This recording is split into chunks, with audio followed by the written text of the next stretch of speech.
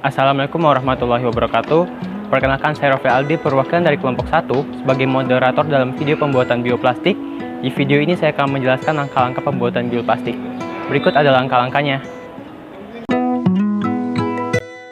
Bahan dan alat yang digunakan dalam pembuatan bioplastik yaitu: yang pertama, tepung tapioka, yang kedua, gliserin, yang ketiga, cuka, yang keempat, air, dan alat yang digunakan dalam pembuatan bioplastik yang pertama, panci, yang kedua, kompor, dan yang ketiga, spatula. Berikut adalah langkah-langkah pembuatan bioplastik.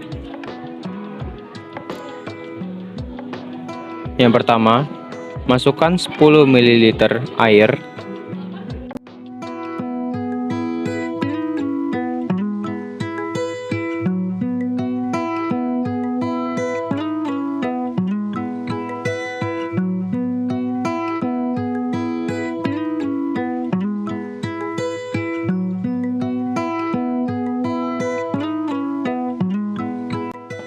Yang kedua, masukkan 1,5 gram tepung tapioka.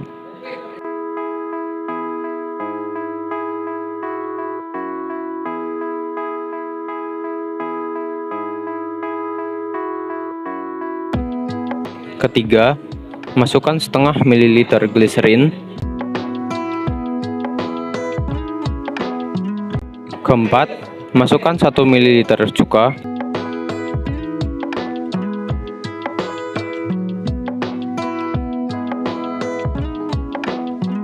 Kemudian, aduk seluruh bahan hingga mengental.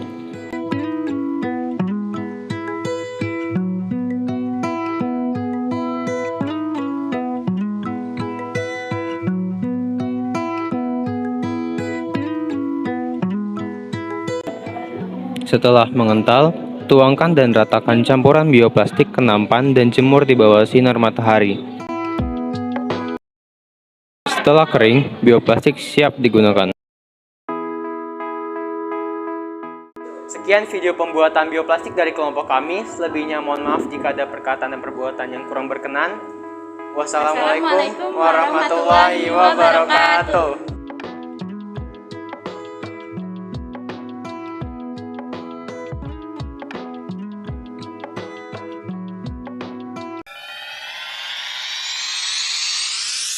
Assalamualaikum warahmatullahi wabarakatuh. Perkenalkan, saya Sekar Wahyu Tami. Dan saya Deberta Saraswati. Kami dari tim Proyek Makin Sehat dengan Tumbler kelas 10G.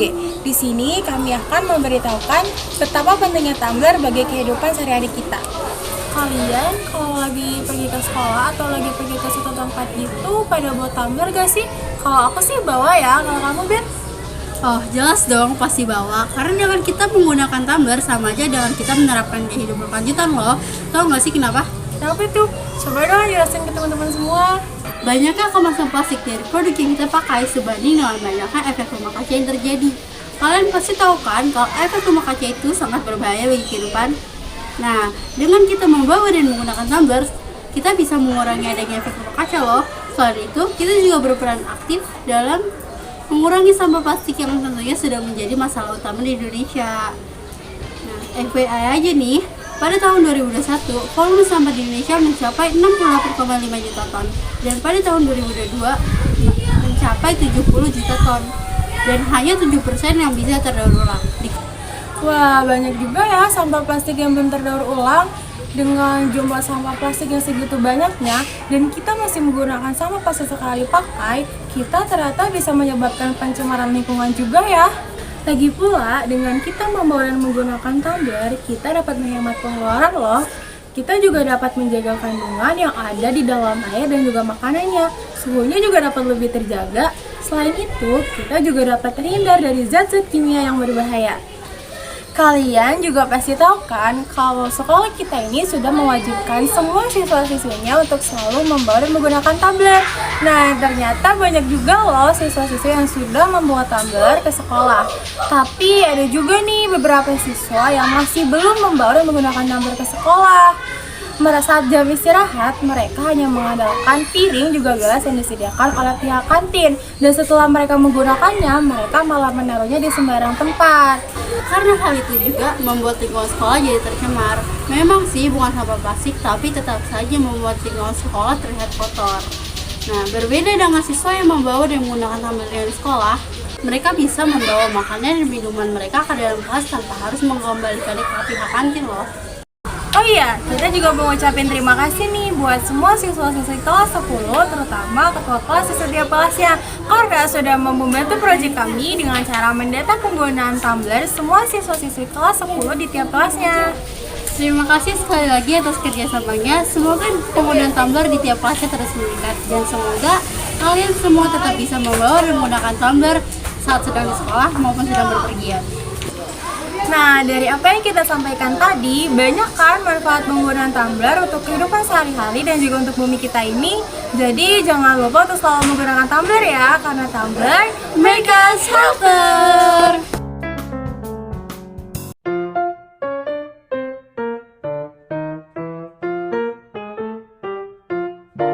Eits, sebelum kita mulai videonya, yuk kenalan sama anggota kelompok 3, musik!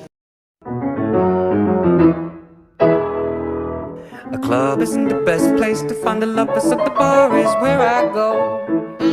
Me and my friends sat at the table doing shots, drinking fast, and then we talk slow.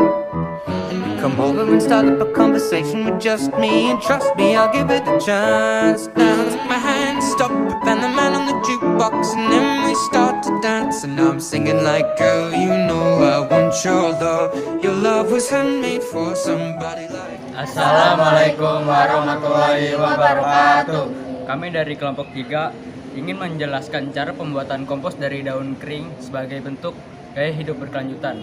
Sebelumnya, izinkan kami untuk memperkenalkan diri. Nama saya Lendra Satrio. Nama saya Candika Rafa Akhir Raditya. Nama saya Naja Sofan. Nama saya Sinta Fadilah. Nama saya Nana Putri. Nama saya Winda Lestari. Yuk simak video kita. Berikut alat dan bahan yang dibutuhkan dalam pembuatan kompos daun kering, yaitu daun kering, nasi aking atau nasi basi, air, ember, karung, sarung tangan, dan tali rafia. Langkah pertama yaitu menggunakan sarung tangan agar terhindar dari debu dan kotoran saat membuat kompos. Langkah kedua yaitu keluarkan daun kering dari karung dan letakkan daun kering tersebut di karung yang telah kita siapkan sebagai alas, dan jangan lupa koyak daun tersebut hingga menjadi bagian kecil. Mulailah membuat cairan dekomposer alami, yaitu dengan campuran nasi basi atau nasi aking dan air. Setelah itu larutkan hingga merata. Siramkan cairan dekomposer yang telah kita buat ke daun kering. Aduk hingga semua daun kering terasa lembab. Setelah itu masukkan daun yang sudah lembab ke dalam karung. Langkah terakhir yaitu dengan mengikat karung dengan tali rafia, dan tidak lupa simpanlah kompos di tempat yang gelap. Sekian video pembuatan kompos daun kering dari kami. Selebihnya mohon maaf.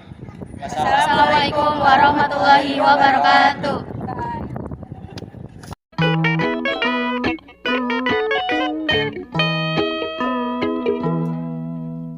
I'm lost in the way you move, the way you feel.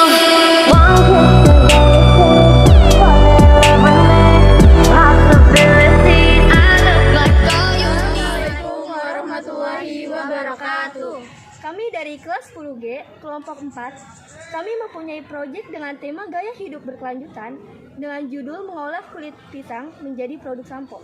Sebelumnya, perkenalkan nama saya Zahro. Perkenalkan nama saya Mahmud Cahyani. Perkenalkan nama saya Haikal. Perkenalkan nama saya Ranfedi Safona. Perkenalkan nama saya Dewi Novisanti. Perkenalkan nama saya Nisa Ramadhani. I might lose my mind. Waking when the sun's. Gaya hidup berkelanjutan. Yang aku tahu sih gaya hidup berkelanjutan tuh kayak kita menerapkan hidup ramah lingkungan loh. Terus cara nerapin gaya hidup berkelanjutan itu bagaimana? Bisa aja salah satunya kita mengurangi limbah organik, salah satunya itu dari sampah kulit pisang. Emang sampah kulit pisang bisa digunakan untuk apa? Banyak. Nah, salah satunya kan bisa dibikin buat sampo. Kamu tahu nggak sih pernah dengar nggak atau pernah pernah lihat sampo dari kulit pisang? Belum pernah. Belum pernah ya?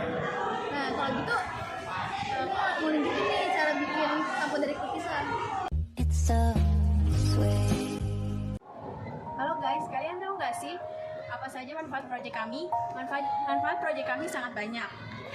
Yang pertama, mengurangi sampah organik seperti mengurangi kulit pisang. Dan proyek kami juga bisa menyehatkan rambut. Yang pertama, mengurangi rambut rontok. Yang kedua, mengurangi ketombe. Yang ketiga, mendorong pertumbuhan rambut. Dan yang terakhir, memperkuat akar rambut.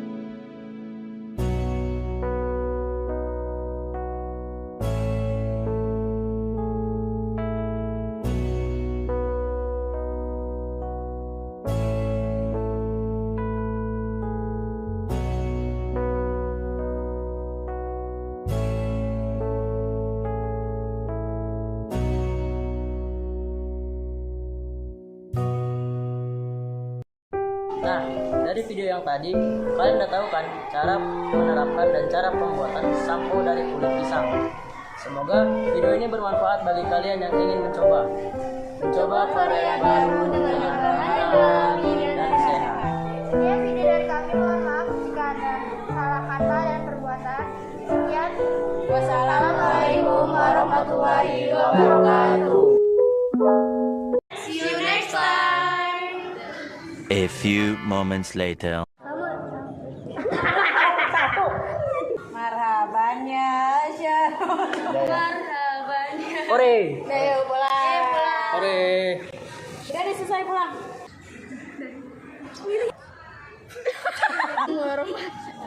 Woi, sehat ya dari tadi ya.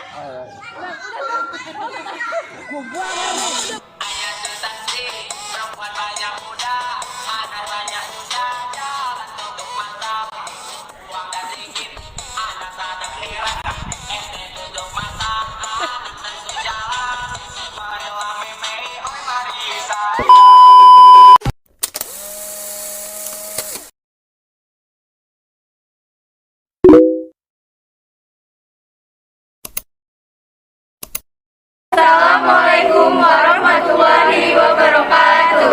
Halo semuanya, perkenalkan kami kelompok 5 dari kelas 10G ingin menunjukkan proyek kami yang bertema gaya hidup berkelanjutan, yaitu mendaur ulang pakaian bekas menjadi tas ramah lingkungan. Sebelum itu, perkenalkan, nama saya Skarista. Nama saya Salwa Sasabila. Nama saya Raffi Cahya. Nama saya Bella Azahra. Nama saya Ayu Azizah. Nama saya Rizky Dipalestu.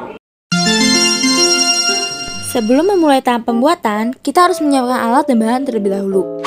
Yang pertama spidol hitam, yang kedua meteran, yang ketiga gunting, dan yang terakhir pakaian bekas. Dan di sini kami menggunakan celana bekas. Langkah pertama, ukur celana sesuai dengan keinginan. Buatlah garis atau pola sebagai tanda untuk menggunting. Gunting di bagian tanda yang sudah kita buat.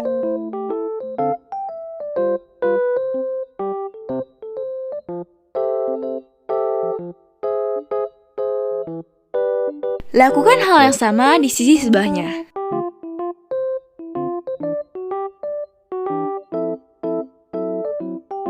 Guntinglah celana sesuai dengan pola yang telah dibuat hingga membentuk sebuah kerangka tas.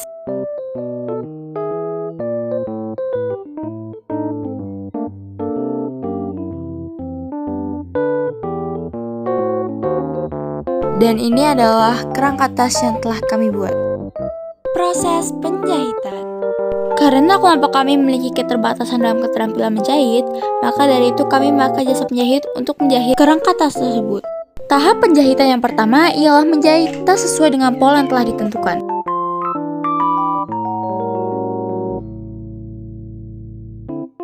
Tahap selanjutnya adalah menjahit celana bagian atas untuk dijadikan tempat resleting.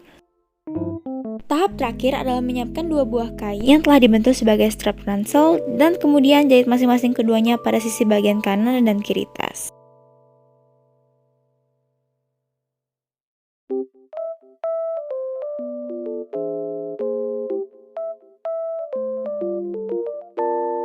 Dan tas ransel telah selesai dibuat.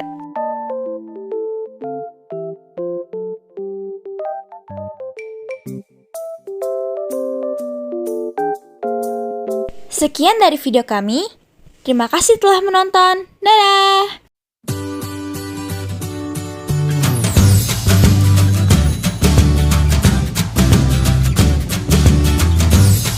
Assalamualaikum warahmatullahi wabarakatuh. Kami dari kelompok 6 ingin menjelaskan cara pembuatan racing paper sebagai penerapan gaya hidup berkelanjutan. Sebelumnya, izinkan kami untuk memperkenalkan diri. Perkenalkan, nama saya Marsha Febian Dini. Perkenalkan, nama saya Muhammad Rizal Faisal. Perkenalkan, nama saya Muhammad Salim. Dan saya Reza Diansyah. Saya Mandariza Awari. Saya Didi Pratama. Nama saya Asri Adijah. Saya Faisal Dafa. Nama saya Rija. Cara pembuatan recycle paper. Pertama-tama potong kertas kecil-kecil. Kedua, angkat kertas yang sudah dipotong, kemudian masukkan ke dalam wadah yang sudah berisi air selama 5 menit atau 10 menit. Ketiga, masukkan kertas yang sudah direndam ke dalam blender. Lalu masukkan lem kertas secukupnya. Keempat, blender hingga berubah menjadi bubur kertas. 5, tuangkan yang sudah diblender ke dalam wadah yang sudah tersedia. 6, teteskan zat pewarna secukupnya. Lalu aduk sehingga merata. Yang ketujuh, masukkan ke dalam cetakan. Dan yang terakhir, jemur hingga kering. Maaf jika ada kesalahan dari kelompok kami. Sekian dari kami. Warahmatullahi wabarakatuh.